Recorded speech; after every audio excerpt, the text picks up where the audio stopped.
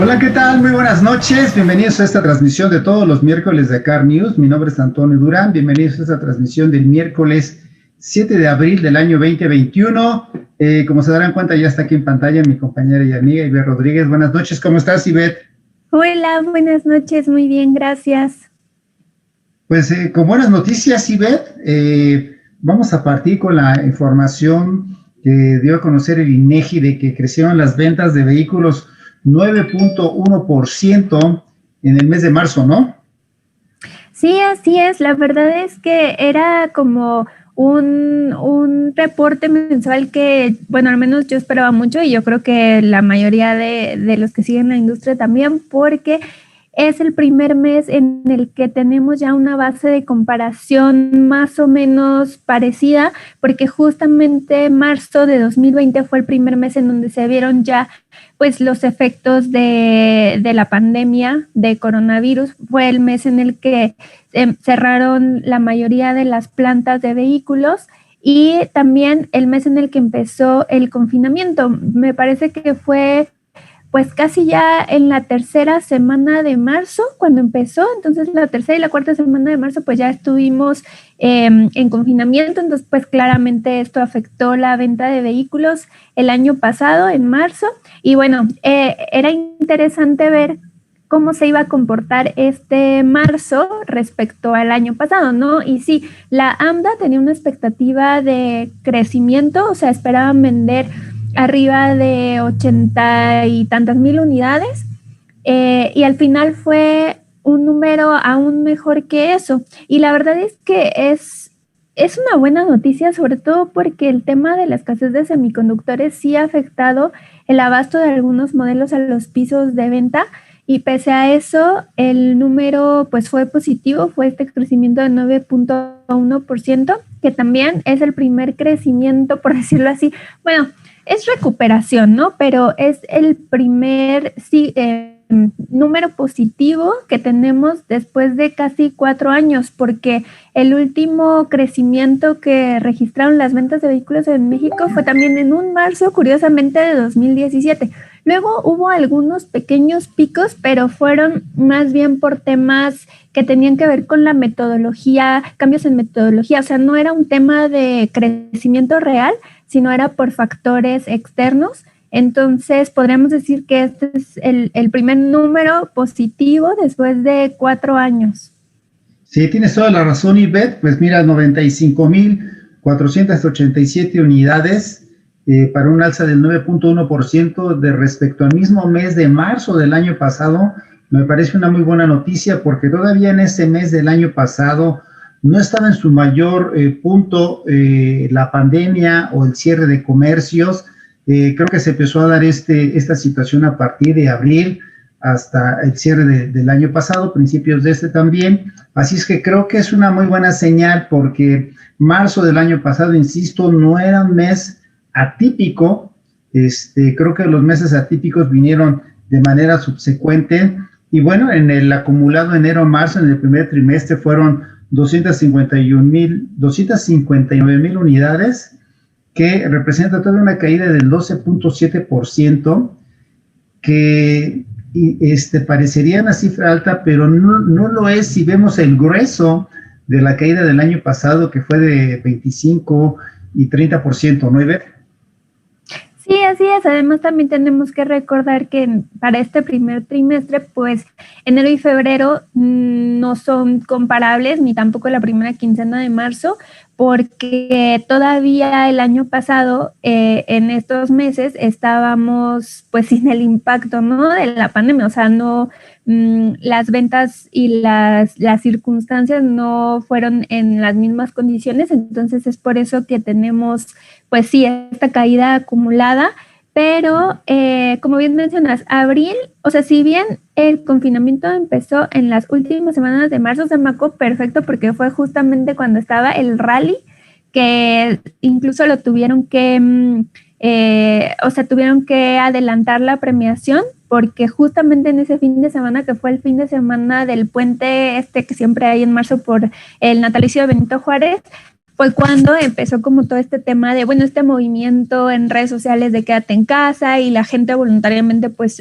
hubo quienes empezaron a confinar. Entonces, si bien digamos que marzo nada más tuvimos ya este efecto en las últimas semanas, abril, como dice, sí fue ya completamente todo cerrado, o sea, ya fue por una instrucción pues del gobierno en donde pues se solicitó a las empresas que no fueron consideradas actividades no esenciales que cerraran. Entonces eso hizo que las ventas tocaran mínimos históricos. Estaba yo revisando, incluso en 2009 ni siquiera cayeron tanto cuando hubo la crisis, ¿no?, esta económica que afectó fuertemente a la industria automotriz, pero ni siquiera entonces las ventas cayeron tanto como cayeron en abril del año pasado. Entonces, lo que decía la AMDA en un comunicado que siempre manda después del reporte que publica INEGI es que se espera que en abril la cifra sea pues aún mejor, ¿no? O sea, que si en marzo hubo este crecimiento o este repunte, esta recuperación de 9%, en abril seguramente se va a ver una cifra mayor. Mayor, pues ojalá así sea, Ivette, y creo que la AMDA, esta Asociación Mexicana de Distribuidores de Automotores, no tiene digamos, el ingrediente por el cual crecieron las ventas.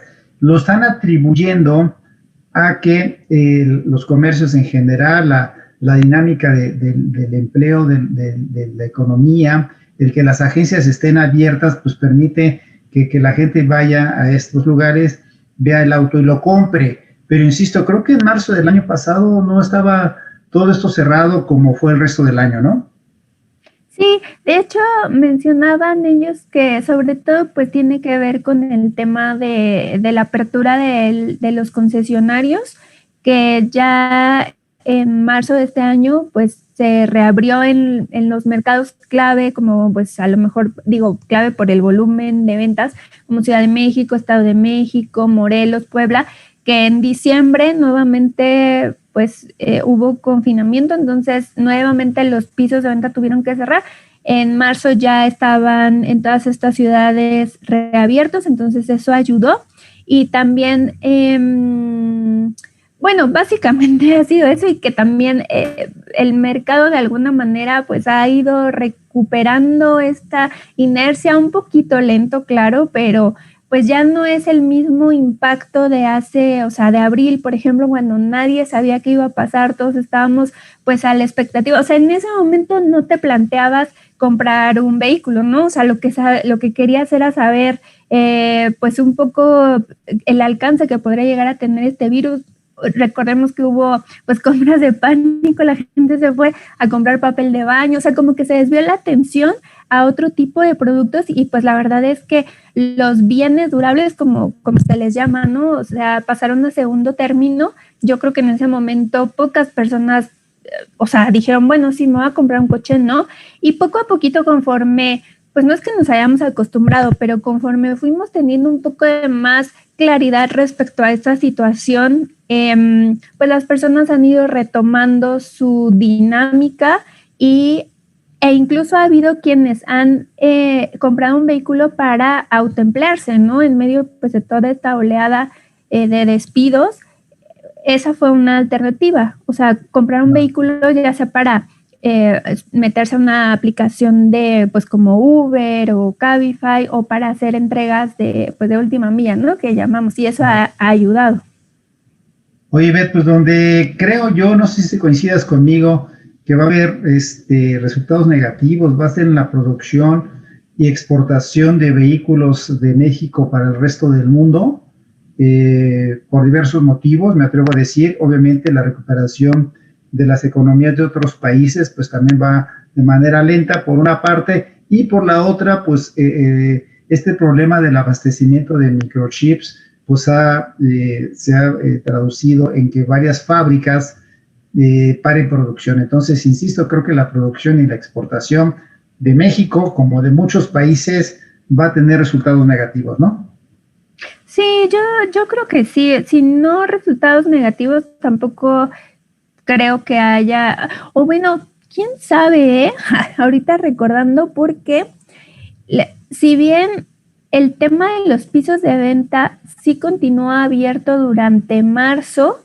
Las plantas cerraron y me parece que la primera que cerró fue General Motors. Es que acuérdate que ellos cerraron antes de que el gobierno dijera que tenían que cerrar. Entonces, en marzo empezó a haber cierres que en ese momento decían, vamos a cerrar una semana, pero que al final cerraron ya el resto del año. Entonces, esos cierres sí empezaron a inicios de marzo.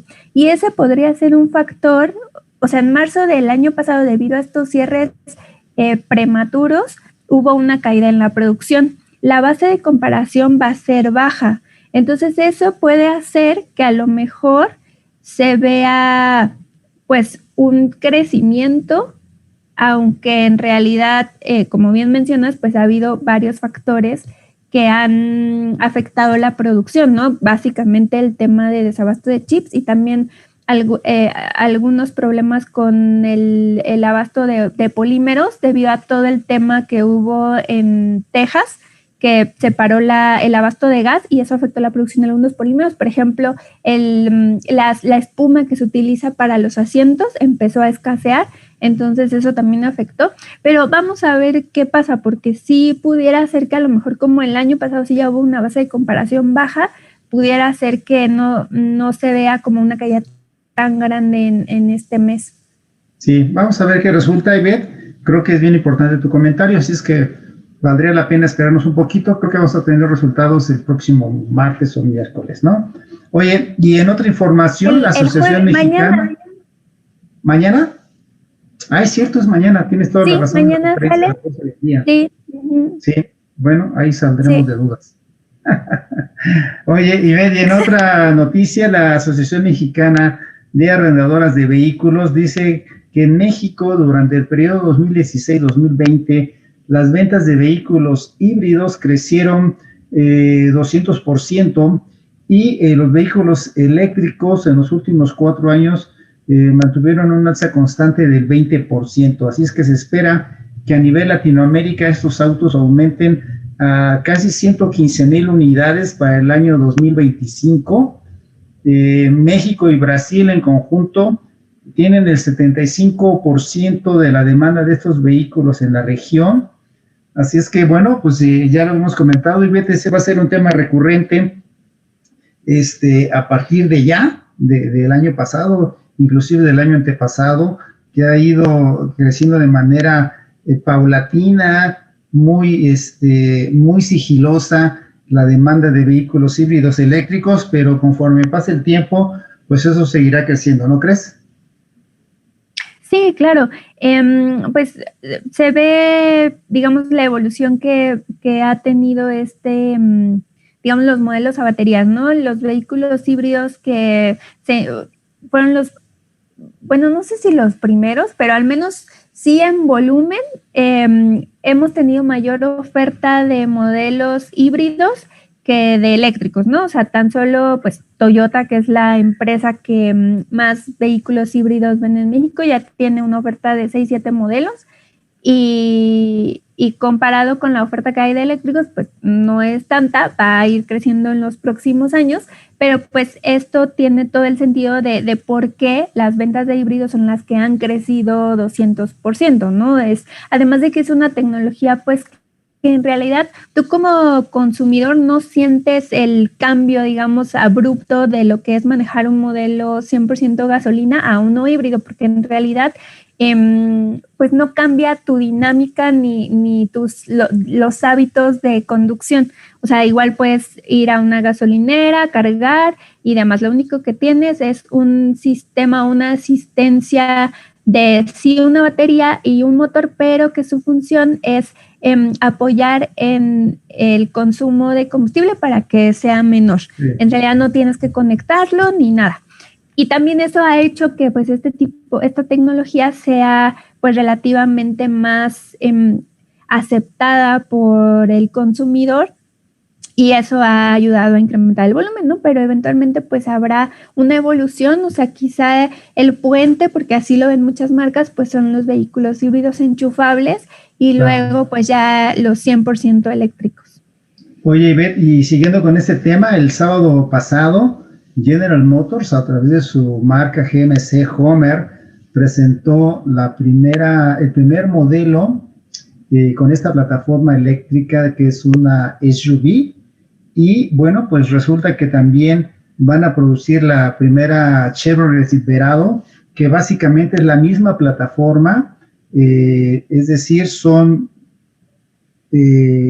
800 y tantos caballos de potencia, 11.500 libras-pie de torque y 600 y tantos kilómetros de autonomía. Así es que, fíjate que yo no sé si es bueno o es malo que sobre una misma plataforma se empiece a desarrollar una cantidad considerable de modelos para ese tipo de vehículos grandes, como es una SUV, como es una pick-up, es entendible, pero poner esa misma plataforma para un vehículo ligero, un automóvil, un hatchback, pues creo que va a ser una locura. Pero bueno, la intención de General Motors es vender 1 millón de vehículos eléctricos para el año 2025 y para ello ha estado invirtiendo 2,000 millones de dólares. Entonces, insisto, Ivette, este va a ser un tema cada vez más recurrente, ¿no? Sí, y la verdad es que la historia de esta planta en donde se van a producir estos modelos, que ahora se le llama Factory Zero, es interesante porque esa planta se iba a cerrar. En 2018, Mary Barra anunció como un plan de recortes que era tanto cierre de plantas como el despido de pues un porcentaje importante de colaboradores en la región de Norteamérica. Y parte de las plantas que estaban consideradas para ser cerradas era esta que ahora se transformó, una planta en Detroit. Y después de que pues hubo todo un tema con el sindicato, pues también en ese momento estaba Donald Trump y bueno, le dio el ataque y hubo una negociación muy intensa, se decidió rescatar esta planta y transformarla, o sea, hacer esta inversión de 2,000 millones de dólares y transformarla en la planta dedicada para el ensamble de vehículos eléctricos. Entonces, pues bueno, ahora es aquí en donde se ensamblan esta como nueva generación de modelos que se va a montar sobre esta plataforma Ultium, que como bien mencionas, o sea, es una plataforma modular flexible que va a permitirle a General Motors pues desarrollar vehículos de varios tamaños para varias de sus marcas.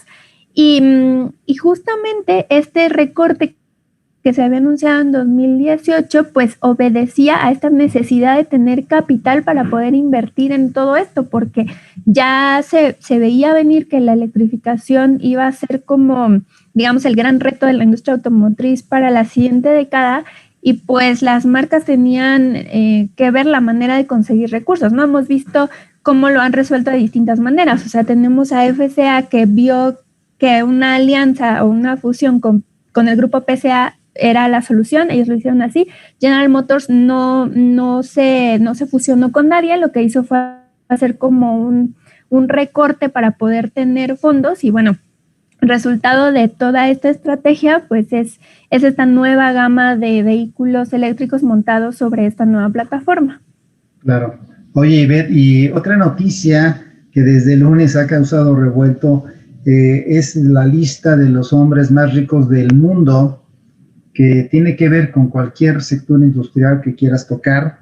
Por supuesto que ahí está el automotriz, porque está Elon Musk, que es el dueño de Tesla.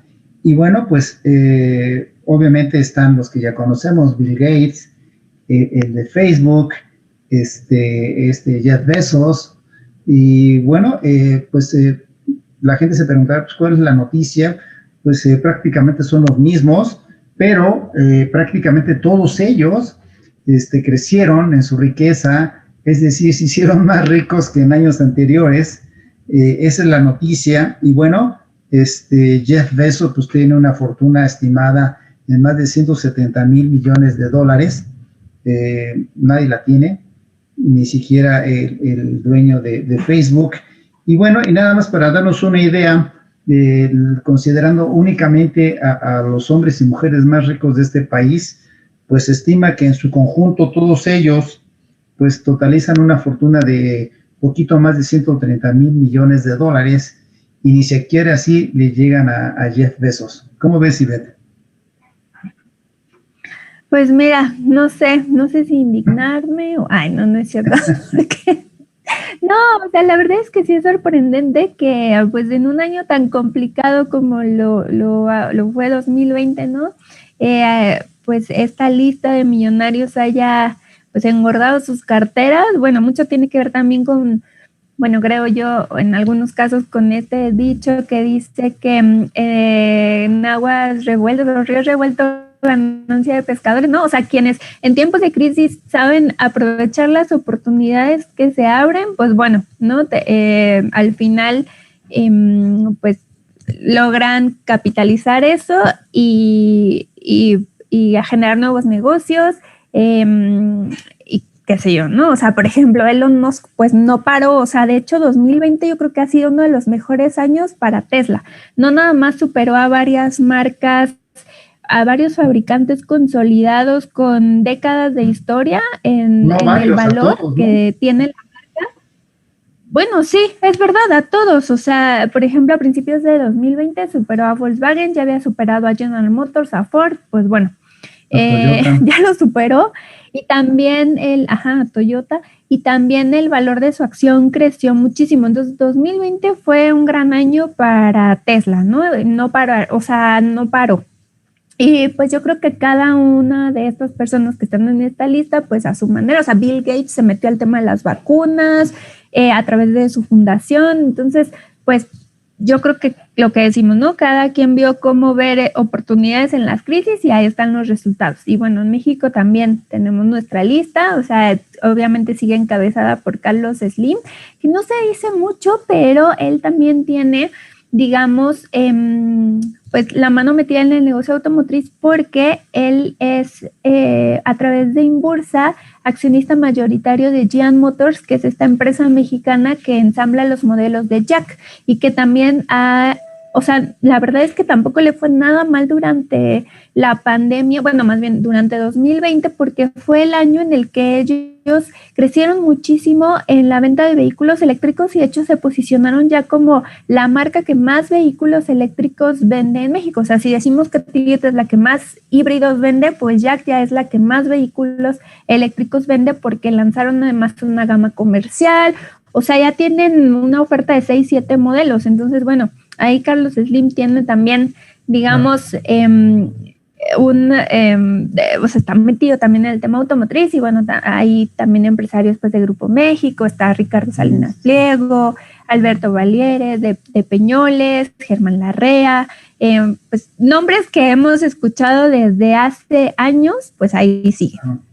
Claro, sí tienes toda la razón, Ivette. La verdad es que no sabemos a ciencia cierta qué y tan inmerso está Carlos Slim en el sector automotriz.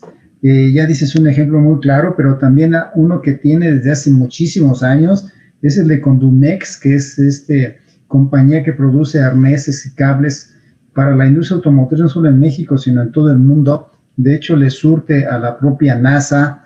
Y bueno, es un Tier 1 que generalmente nadie los conoce, son muy silenciosos, están tras bambalinas, pero son compañías enormes. Fíjate que la crisis del 2009, en la que hacías referencia, Ivette, que fue una crisis financiera y que después en México aterrizó con el problema de la influenza, pues se dice que varias compañías se le ofrecieron a Carlos Slim, entre ellas varias maquiladoras de Delphi, que esta empresa que produce diferentes componentes para la industria automotriz y que en su momento fue de General Motors para después independizarse. Dijeron en su momento que llegaron a ofrecerle varias de estas fábricas y si tú te acordarás, varias de estas marcas americanas pues entraron al capítulo 11, pidieron el rescate del gobierno de Estados Unidos y bueno, pues Carlos Slim tenía y tiene la fortuna para haberlos comprado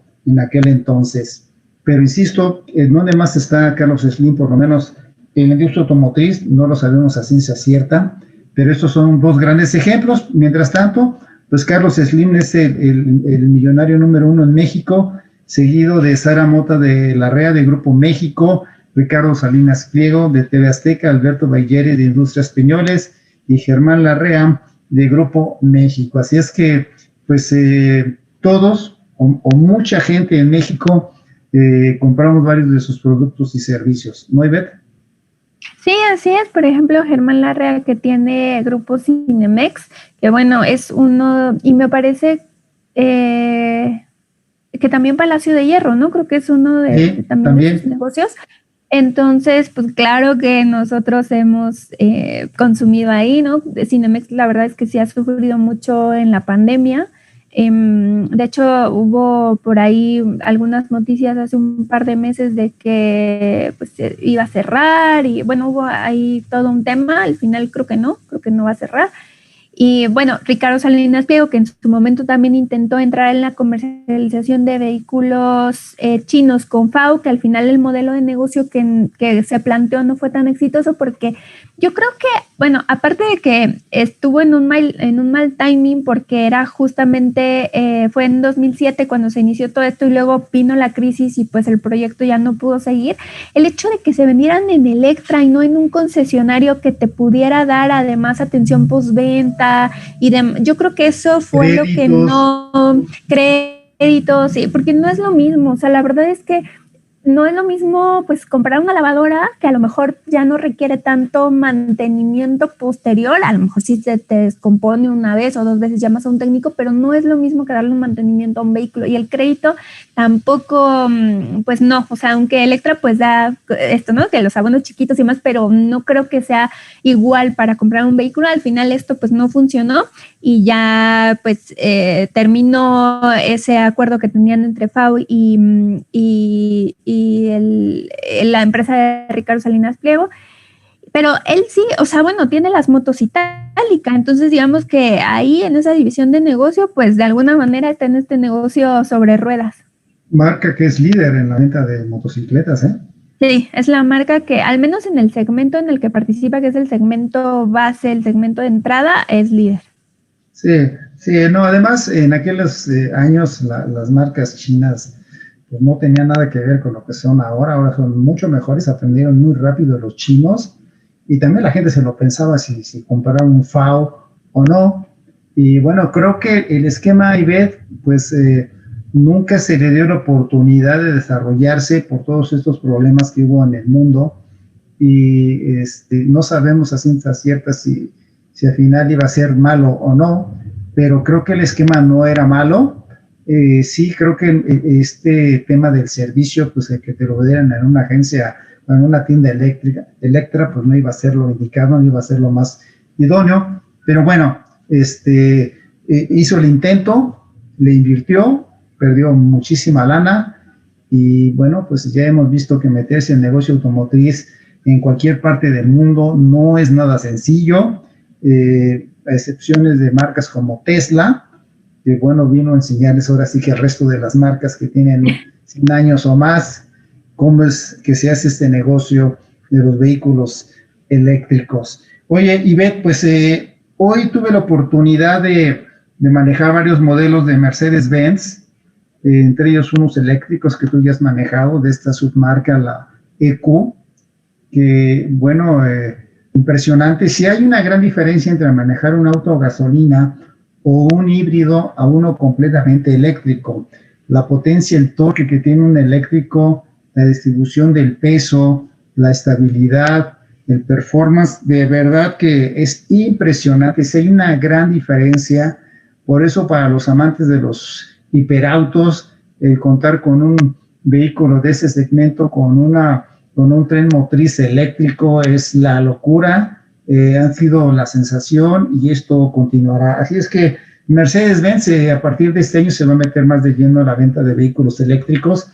El año pasado tuvo toda la intención, pero dados todos esos problemas que hemos comentado, pues no ha sido fácil, pero bueno, ya viene con un portafolio muy amplio, versiones, y algo interesante en estos vehículos IVET, sean híbridos eléctricos o convencionales, son todas esas tecnologías que hay alrededor de los vehículos, que es la conectividad, de tal manera que hoy Mercedes-Benz presentó una app, la EQ Ready, que viene a trabajar de manera conjunta con este asistente virtual denominado Mercedes Me, y que a través de tu aplicación, la bajas a tu teléfono, puedes estar monitoreando tu vehículo si quedó una puerta mal cerrada o una ventana entreabierta. Entonces te lo notifica tu aplicación. La aplicación no puede hacer esas operaciones por ti, simplemente te notifica. Es decir, tú tienes que ir al vehículo, cerrar bien la puerta, cerrar las ventanas, cerrar el quemacocos. Una vez que esto ya está, digamos que en orden, tú puedes abrir y cerrar el vehículo de manera remota. Todo esto a través de tu celular, no es a través del internet. Entonces, pues todas estas bondades que te da esta aplicación no te cuestan, entre comillas, no tienes que pagar algo adicional a la marca o al concesionario, porque ya lo tienes en tu teléfono. Entonces, inclusive puede detectar si un vehículo que se está estacionando llegó a darle un lleguecito a tu vehículo o Mercedes, te lo notifica. Así es que esta tecnología aplica sobre todo a los Mercedes de años recientes, porque digamos de un año o dos para atrás, pues no aplica esta tecnología. Y bueno, además tiene aquí a la altura del todo donde tú manipulas el quemacocos, el botón de emergencia, el botón de pánico, que eso es independiente a la app. Y bueno, pues puedes encender el vehículo de manera remota, pagarlo, puedes agendar una cita porque la aplicación igual te notifica si ya le hace falta cambio de aceite, cambio de pastillas de frenos, y bueno, inclusive lo puedes personalizar de tal manera que si un Mercedes lo utilizan 3, 4 miembros de tu familia, pues tú lo activas antes y dices, bueno, el ajuste del asiento era tal, el color del habitáculo era tal, y así de manera sencilla. Así es que se platica muy rápido, Ivette, pero pues todo esto ha tomado años de desarrollo, y según Mercedes, pues hoy por hoy ellos son los que ofrecen esta app como la más completa, la más moderna del mercado. Bueno, no lo dudo porque pues es un desarrollo muy reciente. Vamos a ver qué hacen el resto de las marcas premium, y me dicen inclusive que en Europa todas estas bondades de la aplicación ya las puedes hacer a través de Bluetooth.